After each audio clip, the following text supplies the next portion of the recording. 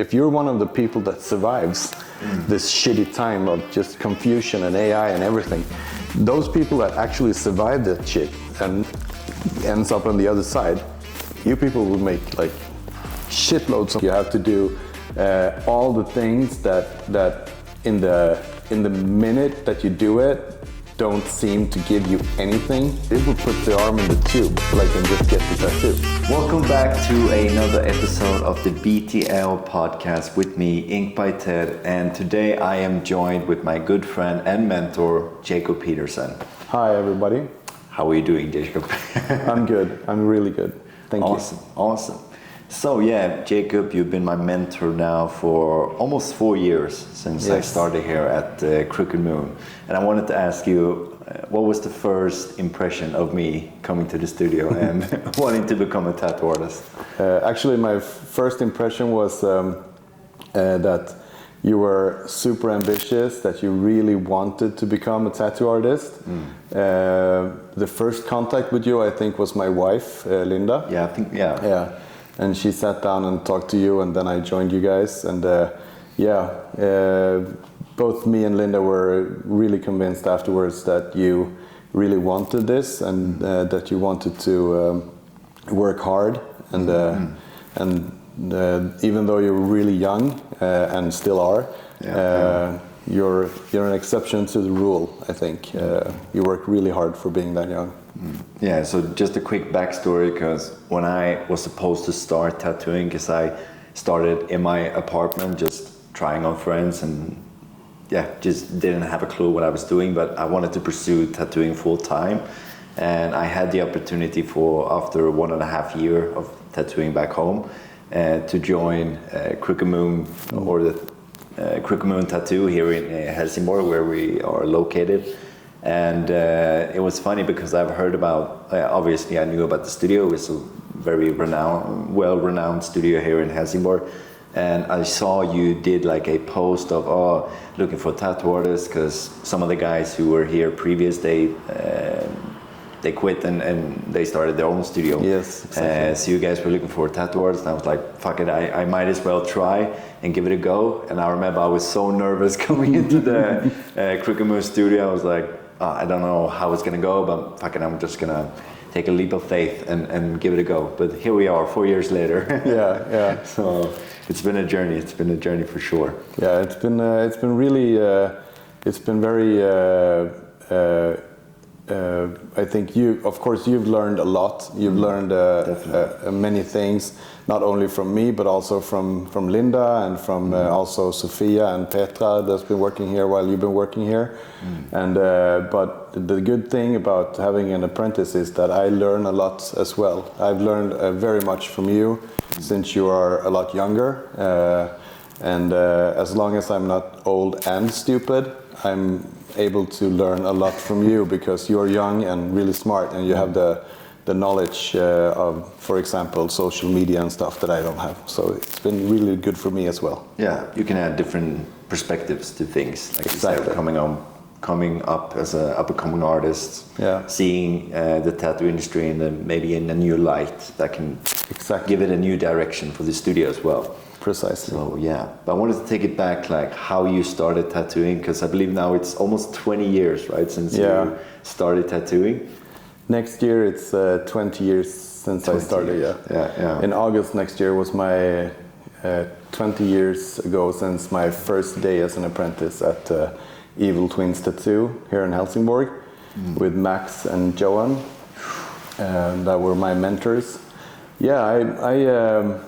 I started tattooing because I think that I was. Sometimes people say in the industry that tattooing is not something that you choose; it's something that chooses you. And I think it chose me really, really hard, really early. But I didn't want to become a tattoo artist. I said no. I got like suggestions that I was going to be an apprentice in another studio in Helsingborg, but I said no. And a few years later, I started drawing tattoos for my friends that were going to get tattoos, and slowly I kind of gave up, and I caved in, and I made a portfolio, and when the opening came at Evil Twins Tattoo, I just did it. I just sent my stuff in, and I was really lucky to end up in a studio that were really, really, really good and serious, and no criminal organizations and stuff like that. They were, even though it was like the early 2000s, they were already free from motorcycle gangs and such. Exactly, because it was a completely different climate back then, 20 years ago. It's not that long, but it's still such a shift in the industry, like how it's so modernized now with the tattoo studios popping up everywhere and everybody having a different approach to tattooing. But back then, it was a lot of biker gangs and that kind of stuff. So and even more like for my mentors and the people before me, like that started maybe 10, 15, 20 years before me, then the culture was completely different, and it was so hard to even get hold of a machine or it was so few tattoo artists as well. Like in the mid-90s there were maybe like 20 or 30, maybe 35 open studios in Sweden overall, so it was completely different. It's so interesting that it's so deeply rooted in like the gang affiliation with the gangs and the criminal side of society, that tattoos were so connected to that. Because I remember you told me back, I don't know how far that was, but probably when Evil Twins started, that they had to get permission to start a studio, or like it's not like they asked for a permission, but they were like in many different ways, and even though it's like 35 years ago, I still don't think that I should like talk about that kind of stuff, because everyone knows that, like, for example, like the motorcycle gangs, but also like other like criminal organizations and stuff, they were like washing their money through the tattoo business and like the conventions and stuff, but even today I think I would just leave it at that. I wouldn't be going into any kind of details, because the things that I know I've heard from other people, and it's like the whispering game, you know. It's true. I would probably exaggerate it and make it like way more serious than it was, maybe, or I would just make it like look like someone specific is to blame for all of that shit. But so I'll just leave it at that. It was different back then, and we are a bit spoiled now, because, for example, a story that I can tell is like when I did the program Inkmaster in Sweden, one of the and it does actually exist. Inkmaster Sweden does actually exist. One season. One season. And spoiler alert, I won. But at one of the programs, Doc Forrest, the old tattoo artist from Sweden, was one of the judges, and he's a really good storyteller. And just one of the stories that he told me, and I'm just gonna say it like really short, that like when he decided that he wanted to become a tattoo artist, he decided that, okay, then I need a place and I need a tattoo machine. He couldn't find anywhere to order a tattoo machine, so the only solution he had was to actually go to Copenhagen, go to Nyhavn, and walk into Nyhavn, Tattoo Jack. Exactly. I think that's great. Yeah. How could I lose that name? And he actually walked in there and he asked if he could buy a machine. And one of the guys in the studio just dragged him outside, gave him a bunch of like beating. They beat him up completely and said, if you ever come back here again, we will do exactly the same. And long story short, like a year or maybe half a year later, he got hold of a machine somewhere else or in the studio, I don't know. But that was the kind of environment that you had to face, and it's only like, of course, this is like 45, 50 years ago or something like that. But I mean, didn't change. I don't think the mentality of everything didn't change too much until like mid 90s, early 2000s. People were keeping secrets and stuff, like which colors what colors they were using, the way they, for example, like only a couple of years before I started tattooing in 2006, you had to weld your own needles. You had to put like all the small needles together on a stick, and you had to do that like on a daily basis. Johan, one of my mentors, or the guy working in the studio that I started working in, that was his job. Like all his time of apprentice, he was welding needles, washing them every day, putting them back in like paper plastic bags and putting them in autoclave to clean them in 134 degrees for like 10 minutes, 20 minutes, and then put them back in the cupboard. Like it was so different. Today we just throw everything away and we just like do it like super simple. So it was different, definitely. It's interesting to see how everything gets more simplified. It's more accessible with needles and inks and that kind of stuff. But I wanted to go back, like tattooing from 20 years back from now. Like, how would you compare like the lifestyle and the way of working back then to compare to now? I think back then it was way more important with the lifestyle part of it. I think that, of course, like the machines we already talked about, but like for example, when I was an apprentice and I every day I prepared my mentors like stations, and it was like 5 to 7 machines each. So it was like putting together 5 or 7 machines to both of them, so like between 10 and 14 machines for them, and then maybe 3 or 5 to myself. And back then they like had a half-day sitting, so like after lunch I had to do all of it over again, but I also had to pick the machines down, pre-clean them a little bit, put them in the cleaning bath, and then prepare them for packing and autoclaving the same afternoon before I got home. But I mean, that was just one of the parts, like with the power supplies and foot switches and stuff like that. Like the gear was so complicated, and I think the most difficult part about it was that since the machines were made from copper, aluminium, steel, like all these materials had, and also the fact that you had to like get the needle stable with like rubber bands. I mean, everything was just so complicated because like the way the machine worked on a Monday, it didn't mean that it was the same machine even on Wednesday. It was like always changing, so you always had to adapt to the fact that like it's not like it's just a different customer with a different kind of skin. It was also like a completely different machine. Like the machines you love the most were those that didn't change too much, I think.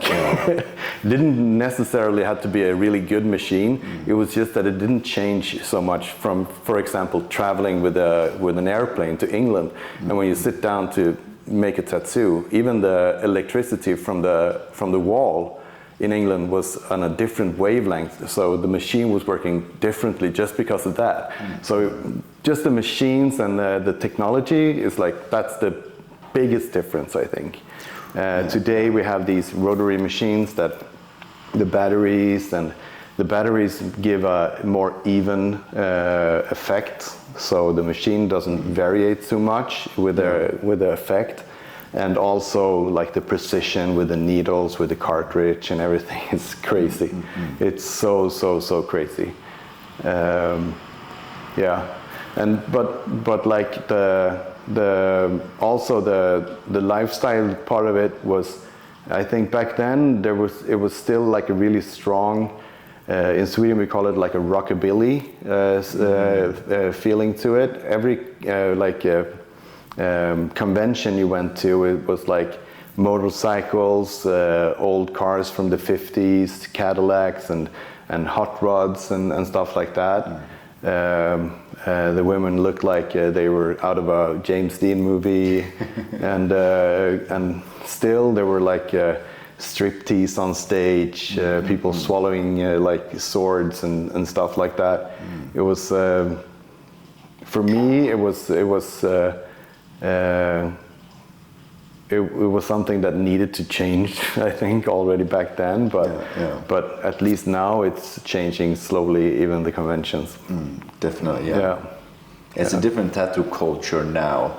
But would you say, like back then, like were you stapled as a tattoo artist, like here in Helsingborg? As soon as you started, like, oh, it's Jacob, he's the tattoo artist guy. Definitely. I became a tattoo artist, and I was definitely a tattoo artist, like all the time. Back then I had no chance of like going out with friends and talking about nothing else but tattoos. Everyone came up and said, oh, I have this idea and I wanted to do this, and like, but after a year or two you learn that you just had to say one thing: okay, call me on Monday morning. I'll be in the studio on Monday. Send me an email. I'll answer you on Monday.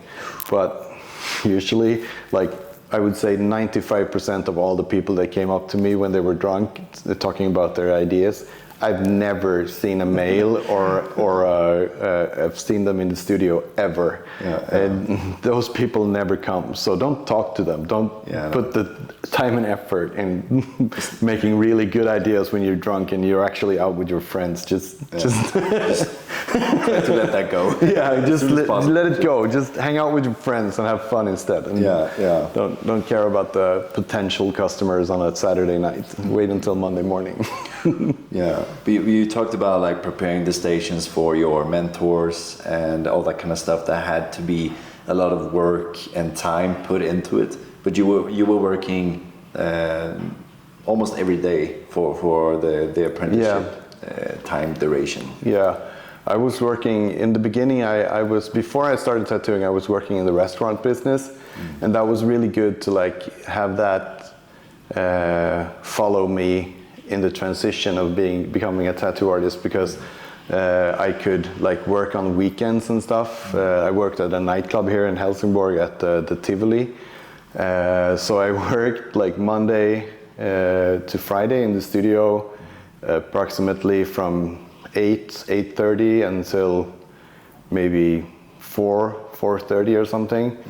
And Wednesday, Thursday, Friday, I went straight to the nightclub, and I prepared if I was serving like a dinner show or whatever, or if I was working in the bar. So usually I worked every day a week except Sunday. And Wednesday through Saturday I worked like all nights as well. But it was really good. I know that I put in a lot of time and a lot of effort to. It was, even though I have pretty good like control of what I'm doing today and the way I work, and I feel comfortable in my role as a tattoo artist. But like the first 1.5 years maybe or something, I was really struggling with the lines. I was definitely struggling with getting something black, and it was really time consuming, and I didn't make any money at all almost, because I was like the first half year or something, I was just, while I started tattooing, I was still doing like free tattoos on friends and stuff, because it was really slow. And I even got warned a couple of times from my mentors, like, you need to step up the lines now, or maybe we have to let you go. So it was really stressful, but still I had the restaurant work, and back then you actually got like tips in Sweden, because there was still some cash in the restaurant business. So we usually I could live on my nightclub tips, and don't care about the money that I made inside my company that I started for doing tattoos. So it was tough, but it was definitely worth it. Definitely. And how long would you say it took since you started as an apprenticeship to quit your bartender job or nightclub job to pursue tattooing full time? How long did that take? I know I did the Christmas tables. I started in August, and I did that, like the Christmas season in restaurants, and so maybe I think I started to like not work as much maybe after half a year or something. Okay.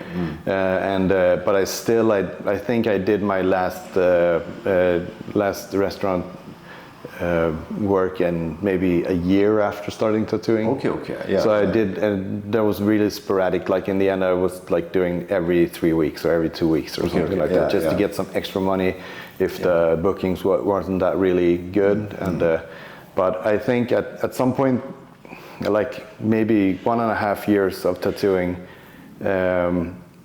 it kind of took off. But I think it wasn't like just sheer talent. I also think that it was like because of like Miami Ink and like all the other TV series and stuff tattoos. that started to like be really popular, and as they like skyrocketed through the sky, like with Ami and the guys from Miami Ink and stuff, the customers just like burst down the door. It was crazy. So I really quickly learned tattooing from the wave of tattooing. I think the wave of tattoo programs or reality shows. Yeah. You mentioned that you were starting at a time where like TV series like LA Ink, Miami Ink, all those kind of series like really started to pop off. So would you say you started tattooing at the right time? Definitely, yes. Yeah. I was lucky, and a lot of new tattoo artists were super lucky. And really fast I got a lot of customers. Back then it was okay if you were just able to make a straight line, or because to be really clear, I was still doing like what the customer wanted me to do. The thing that's going on today, that you like start tattooing and you immediately start doing your own stuff, like your own style, that wasn't even existing back then. 15, 20 years ago, doing anything else than what the customer wanted was like, that was not like, that didn't even exist yet. Like people had certain styles. For example, my mentors were really good at doing like more vibrant, like still kind of like tribal looking tattoos, but they were taking it to the next level, definitely, both style wise, but also like technically they were super good at that. But they also like started doing like the more traditional, but still with a more realistic feeling to it, like the Japanese style. That was like really taking off in Sweden at that time, I think. But for me, like working 2 or 3 years as a tattoo artist, doing anything else than what the customer wanted, that was like that was absolutely out of the question. Definitely. Yeah, because you were doing a lot of tribal and that kind of stuff. Yeah, definitely. Because with the TV series and all that kind of stuff, would you say like tattoos were becoming a little bit more trendy? Or? Definitely. There were a big trend in tattoos all of a sudden from nowhere. Definitely, yes. Yeah. It's so interesting that nowadays like you said, it's so people want to get into tattooing, but they want to do their style, they want to find their path like right away. So you kind of miss out that step of like trying different things and mostly just learning from your mistakes and maybe even finding your style through testing different things, you know? Exactly. Maybe like trying, what if I mix these styles? So what if I do this with this? And then you can also come up with your own style. Exactly. In that sense. But I think the one main difference nowadays is that it's really it's really different because back then, like we talked about earlier, it was very focused on the lifestyle. So people were coming into tattooing for the lifestyle, and most of us like really struggled with the art part of it, and they were struggling with learning tattoos because they didn't always necessarily have the skill to become really good tattoo artists. But the lifestyle was something that they wanted so badly, so they were working really hard, including myself.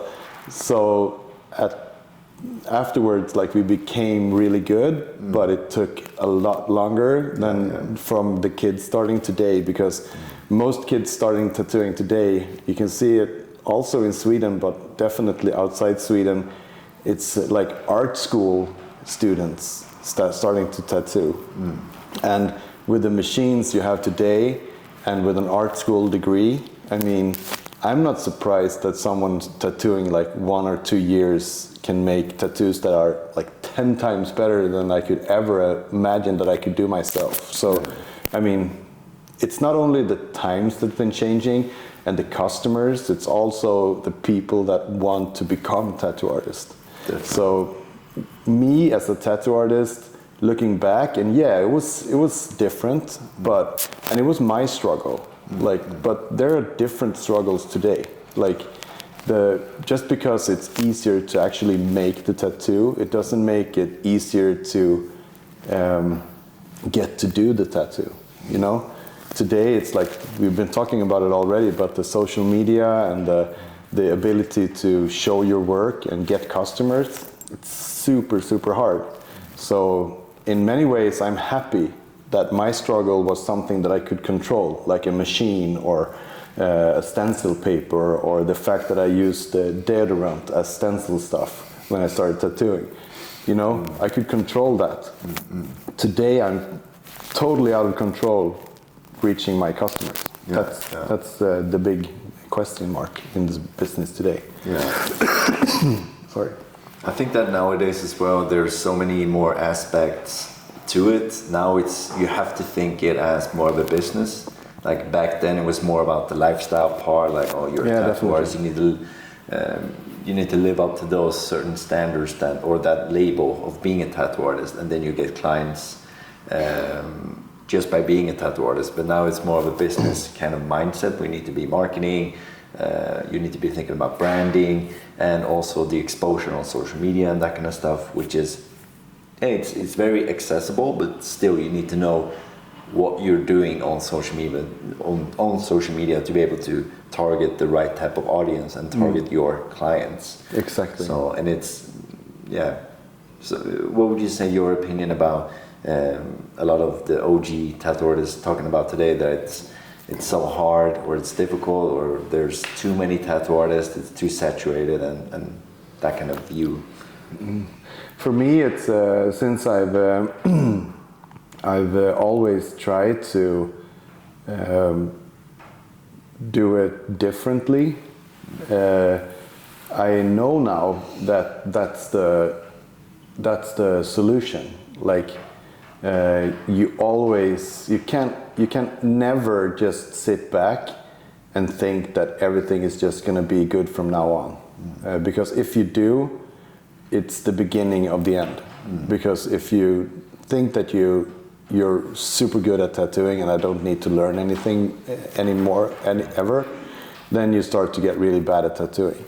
And if you think that, well, I have customers for half a year forward, my books are full, and I don't have to worry about that anymore, then you lose, because half a year later you have no new customers because you didn't focus on that.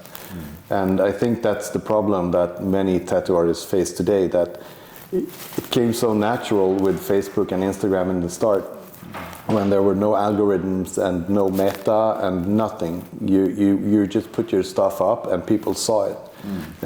Today it's not that obvious. You have to work harder, and then you get a lot of older tattoo artists saying that it's wrong. Why do they make it so difficult? But like, my question is, did you really think that something that great would be free forever or easy forever?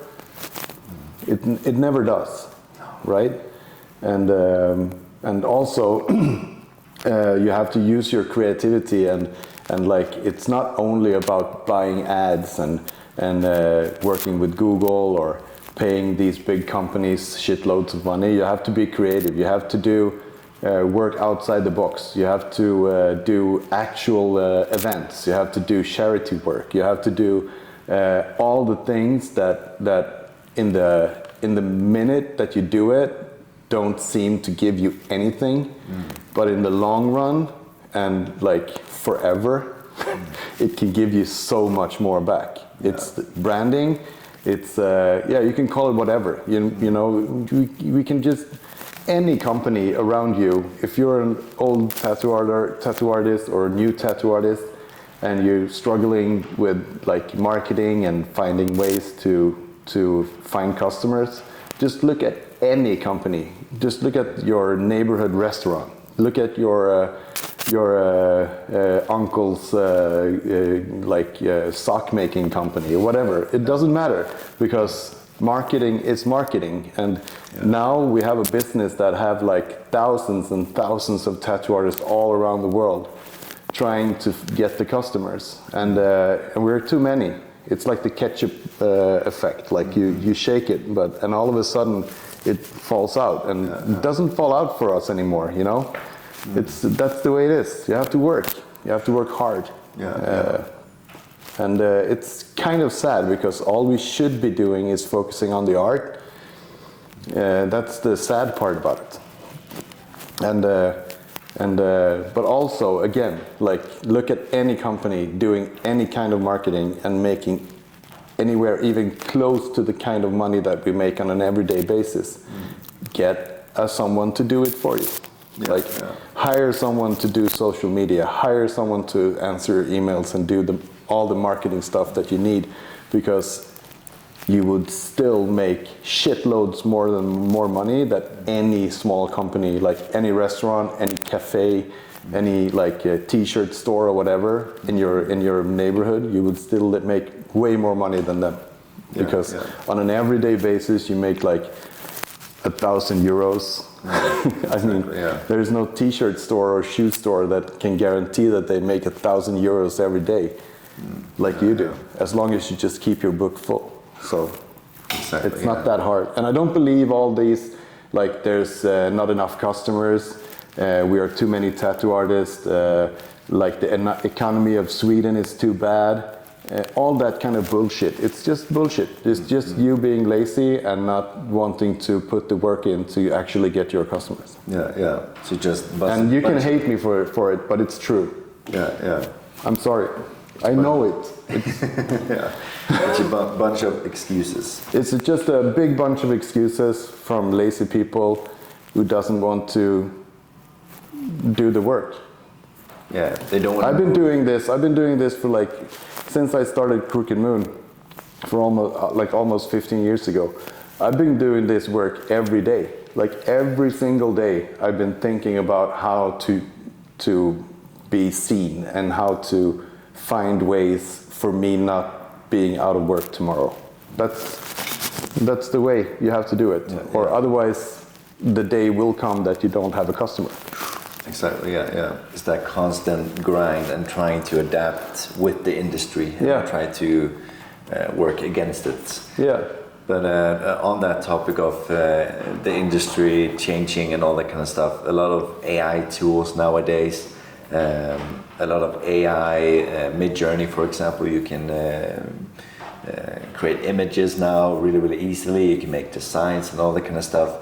Where do you see that going in the future with AI and that robot AI doing tattoos now? Like, where do you see that going in 10, 15 years maybe? Because things move by so quickly right now. So I think maybe you could do the comparison of like when I started doing my graphic tattoos, like when I started like doing. When I found out that I really, really like trash polka, and I like Buena Vista, and I like Volko and Simone, and I want to become them, and I want to like do everything that they do. Yeah. And I realized that they are using like everything else but like paper or pen. They're using Photoshop, they're using Illustrator, they're using like copy machines, they are doing they are folding their stencils to get like effects on the skin that doesn't really even exist in the drawing, and they are making paintbrushes with like color directly on the skin and everything like that. And when I started using Photoshop, a lot of people back then, and that's like maybe 15 or 16 years ago, they were kind of like acting the same way that people are acting to AI now. And of course, maybe the AI robot making a tattoo on you, that's really next level. But I mean, for me, I use AI, but I use it as a inspiration. Yeah. And for me, that's okay. That's probably as far as I will go. Sometimes when I manage to generate a picture that are really, really good, I can use it like I would use a realistic picture for reference or for the stencil.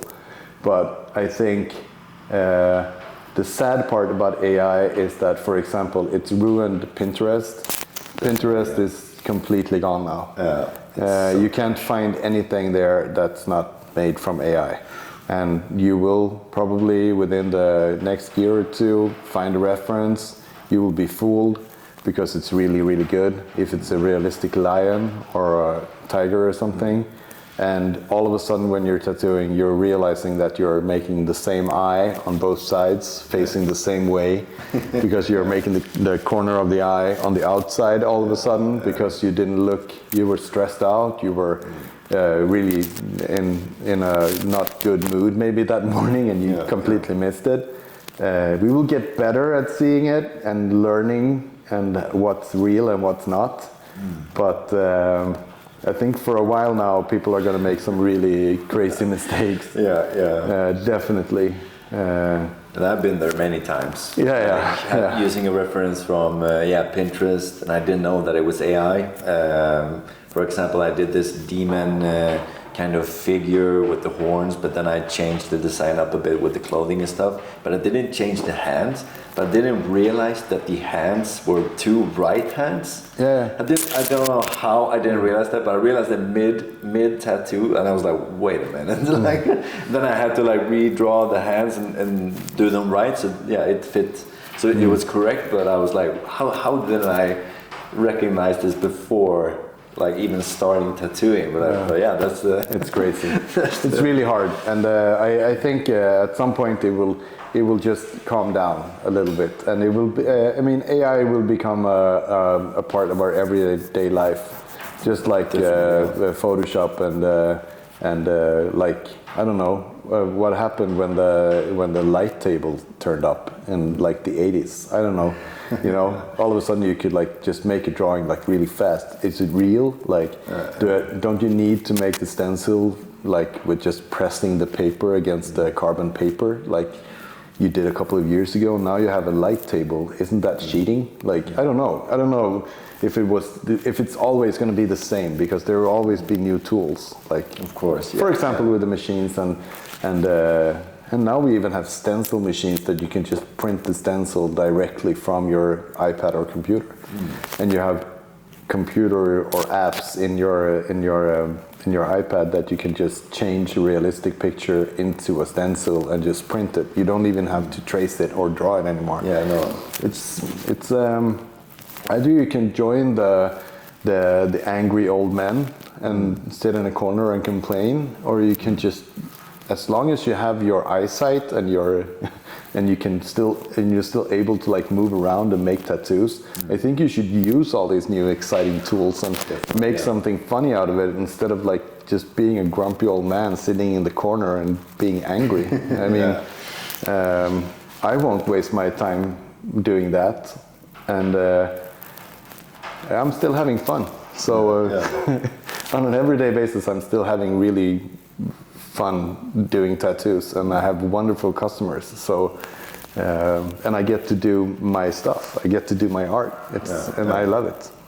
Yeah, and that's one thing that I get really inspired by your work. Like truly seeing your work, and you can clearly identify that it's your work, it's your art style, it's your way of seeing art, and that's maybe one aspect of the AI coming into tattooing a lot more frequently, as we see nowadays, that maybe the designs and the art forms will become more soulless. Yeah. Is that a fear you have, or for the overall industry, or? Maybe. I mean, I don't know. I would say that if you look at the tattoos that usually are like really good, I mean, if you look at like technically good tattoo artists that could have made something more vibrant or soulful if they didn't use AI, yeah, of course. But in fact, the fact is that most of all the ideas for a tattoo, I would say that like a lot of them, like almost all of them, are really bad. The idea itself, and then it's our job as a tattoo artist to make it interesting, to find that little ingredients to like make it soulful or exciting to look at, or whatever, or if it's just that we make it even better for the customer to look at, because sometimes the tattoo is just for the customer. Yeah. But I mean, yeah, of course, tattoos will be boring from AI, because we will at some point we will just put the email that the customers send us will be automatically sent to Midjourney, and before we even open the email, we will learn AI to read our emails. When we open the email, we will have the picture of the actual tattoo that the customer wants. We will have the stencil. We will have the inspiration. Everything, all the material will be finished like the day we open the email. We don't even have to open the email from the customer before the customer is actually in the shop, because AI has already answered the customer. He asked for the deposit. He put the customer in the calendar in one of the slots that you already told AI to put your customers. So it's, I mean, everything would be like just us doing the actual work. And of course, like in the end, we won't even be doing the actual work, because at some point you will just go to a shop, you will put the body part inside a tube or anything, and you will get the text in exactly that perfect script style that you wanted, that you like asked for 2 weeks earlier, and it will be perfect. And that's probably the future. I don't know. But it's okay.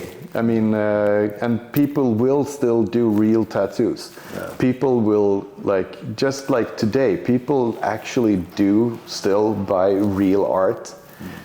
Not everyone is making their own art in Midjourney. People do actually buy real paintings, you know? Yeah. And the artist is just, maybe not right now, because it's confusing for people and it's confusing for artists what to do.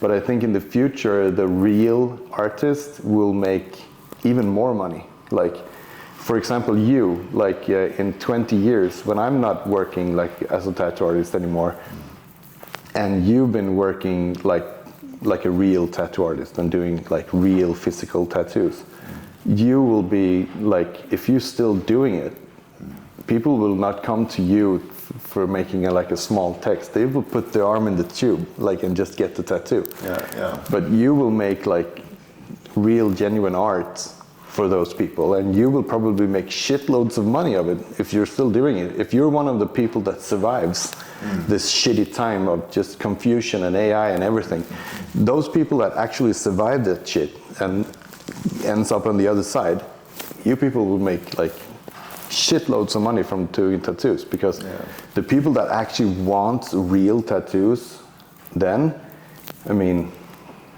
they're like billionaires and shit. I think. Exactly. Yeah, they want to pay for the art and the experience. And the experience and the meeting with a real person. You know. Yeah. And that will cost shitloads of money, I think. And yeah, that's my opinion on AI. I'm not afraid of it, but it will definitely change everything. Definitely. Yeah. It's going to be interesting to see how AI is going to affect every aspect of not only our lives and work, but and our industry, but also just every aspect of life. Yeah. You told me last week that you have to Jacob. You need to let your AI or your Chat GPT learn stuff from you. I was like, what? And it took me like the whole weekend to like just even like get it sorted in my head. Like, okay, so I can like show him stuff that I want him to know, so that he can do stuff that I don't want to do. I mean, that's brilliant. Yeah. Like, but it would be way easier if you could mow my lawn or like paint my house. Yeah. That's the kind of stuff that I would like him to do. But I tried, but he couldn't do it. Yeah, exactly. Give me some versions, then he'll do it. Okay, so we are in the segment of the podcast where I'm gonna do needle drop quick fire questions. So I'm just gonna ask some questions and you'll answer them as quick as possible. What's your favorite style to tattoo right now? Graphic, contemporary. What tattoo are you most proud of? The big black paintbrush tattoo all over the side of this guy called Oliver. And it's not mainly the tattoo, it's the whole experience, or the relationship that we built, and the whole experience was like the best and the closest to perfect that I've ever had as a tattoo artist. Yeah, that's awesome. And that's also very recent. Yeah. So it gets better with time. Yes. Okay, so what's the weirdest request you've ever gotten? Two girls wanted me to make a simple drawing of someone mowing the lawn, like, but it was supposed to like cut the hair of their no way. Fifi. So that was the weirdest one. And also I've been asked several times to make small tattoo on people's dicks. Yeah, that's a classic. Yeah, it's a classic. Okay, so the longest session you've ever done? 12 hours on, almost 12 hours I think, on Inkbyted in Stockholm, 2012. And when I gave up, the girl that I was tattooing said, "I knew you would back out first." And I was, and she almost like hit me, like it was a little, you know, but but definitely that girl was weird and could take a lot of pain, but I couldn't take it anymore. I was completely dehydrated and had so much, I could not focus one more minute. 12 hours, that is intense. That's crazy. Yeah. That's insane. Ever had a tattoo go totally wrong? What happened? It could be. I've been doing this for 20 years. So I've had a lot of like crazy moments, but I think that the first one that went really, really bad, or that I actually saved in the end, it was my first tattoo on the morning of the Paris Tattoo Convention. Paris International Tattoo Convention. It was like the coolest place in the world. It was like a circus school, and all my favorite tattoos from all over Paris, Belgium, Europe, everyone was there. And I was gonna make a face something on the shoulder of a guy, and I put the stencil on. Everything is perfect. Someone is playing like French music, and it feels like I'm in a fucking dream. And I do the first line, and I wipe it, and like the skin just falls off because he burned his skin in the sun.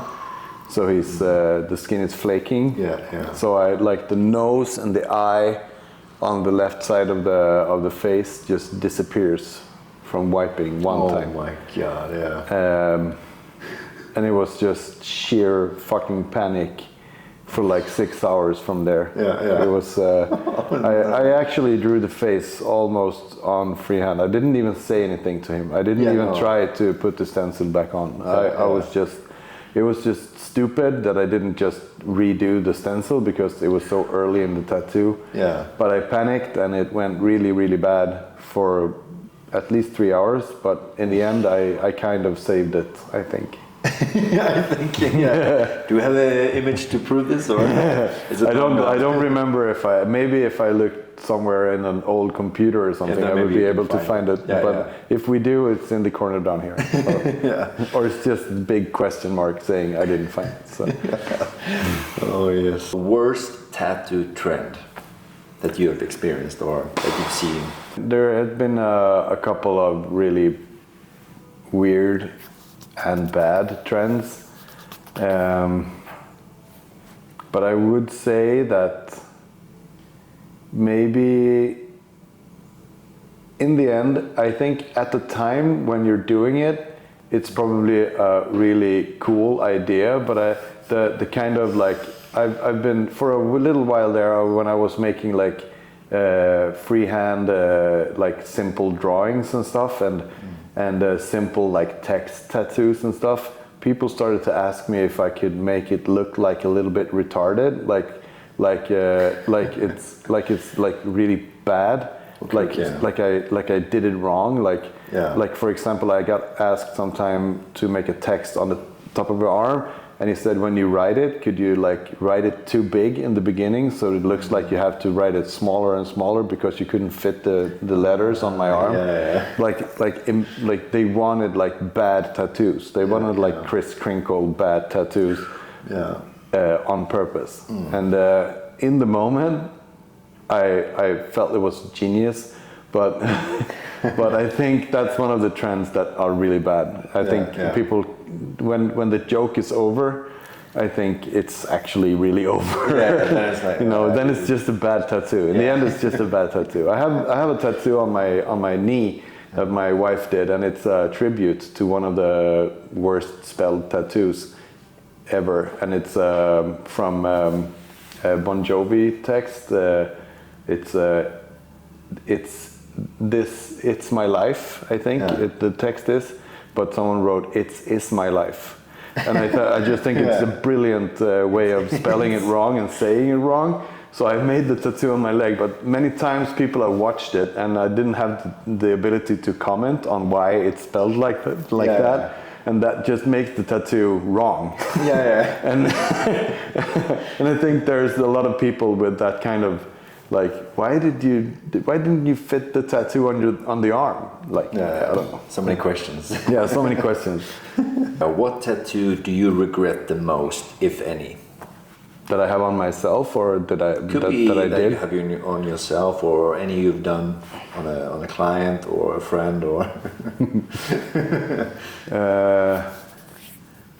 I've done a lot of tattoos on people that I would probably say that didn't deserve it, maybe. Sometimes the chemistry with the people that I'm tattooing is not perfect. That's one kind of tattoo and I can't say a specific tattoo, but it's always that part of the relation, the way that you feel.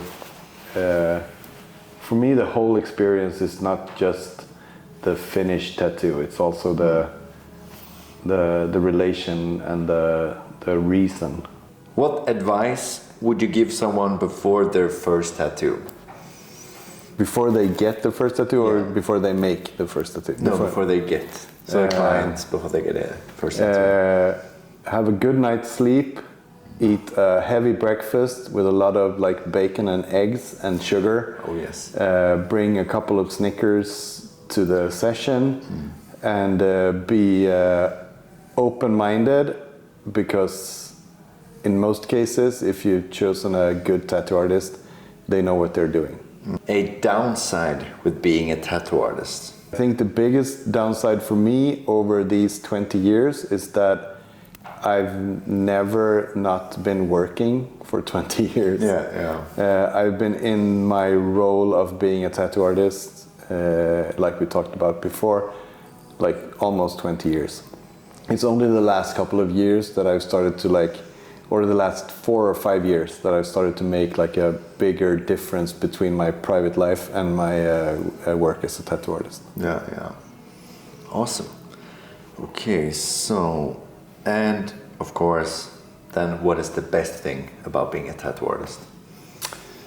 I think the best thing about being a tattoo artist is that I'm free to be creative on an everyday basis. Before we end this, I would really like to just add that you, as a tattoo artist, following you for the last couple of years, it's been an amazing curve of development and the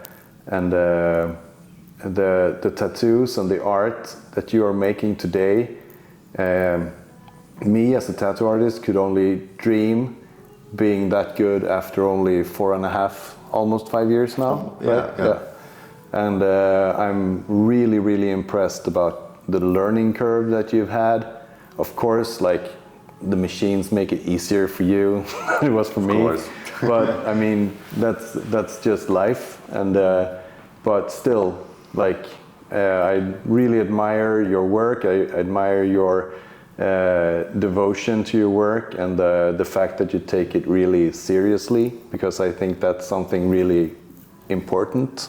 Thank you. That you take your job not just as a lifestyle or a hobby or whatever. I mean, it's serious. You make tattoos that last forever on people. Yeah.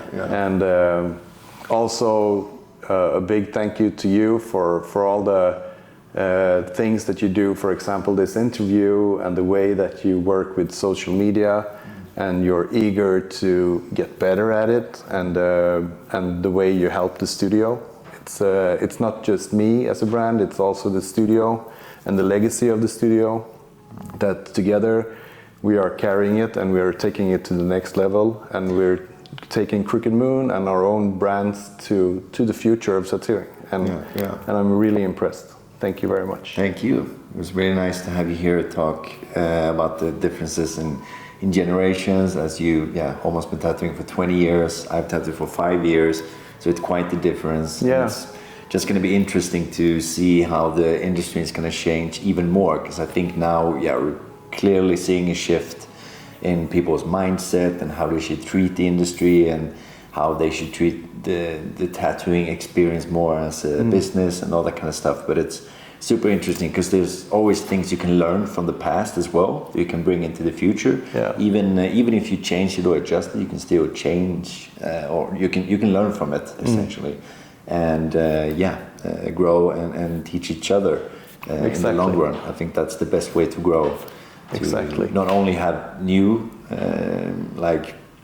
visions, but also have like the old classic visions of tattooing, and to not lose certain aspects of the industry. Precisely, and also I can help you not making the mistakes that I've done through my career, and you can help me not making the obvious mistakes that a lot of other tattoo artists do, because they don't embrace the younger generation. And the fact that, I mean, it's probably one of the most purifying moments in my career when we sat down, like I don't think maybe half a year ago or something, in the kitchen, and we just decided that I'm not going to be afraid of the fact that you are younger than me and more hungry, and I'm just gonna use it or be a part of it instead of also that you're not gonna be afraid of me because I'm older, and I'm not gonna be the one who tells you what to do because I'm older. I mean, for us to have a relationship like that, work-wise, I think that's the best thing we could do with what we have. I think it's genius. Yeah, I think that's the best possible outcome of us working together with the experience and my new vision, and we can combine that and make something great out of it. And just the sheer fact that we are open, that we are open to suggestions, we are open to finding ways to do stuff differently. Yeah, that's awesome. Well, thank you, Jacob. Thank you. It was an awesome interview. And if you want to check out Jacob's work, go over to his Instagram, Jacob Pedersen Tattoos, right? Yes. Yeah, you can find him all over social media. And if you want more videos like this, subscribe to the channel. And there will be hopefully more interviews like this. But thank you so much for watching. Thank you, Jacob, for being here. And I'll see you in the next video.